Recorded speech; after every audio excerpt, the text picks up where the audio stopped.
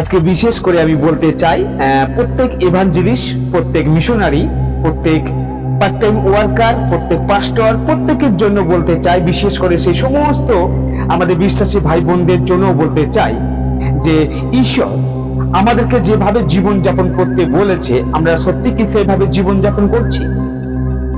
আমরা যদি দেখি সেই রোমিও তার 12 অধ্যায় 2 পদ, সেইখানে বলছে তোমরা এ যুগের অনুরূপ হইও না।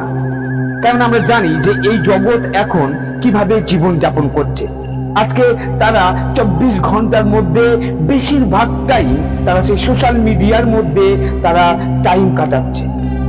কিন্তু ঈশ্বর আমাদেরকে বলছে কেউ দুই কর্তার দাসত্ব করিতে পারে না।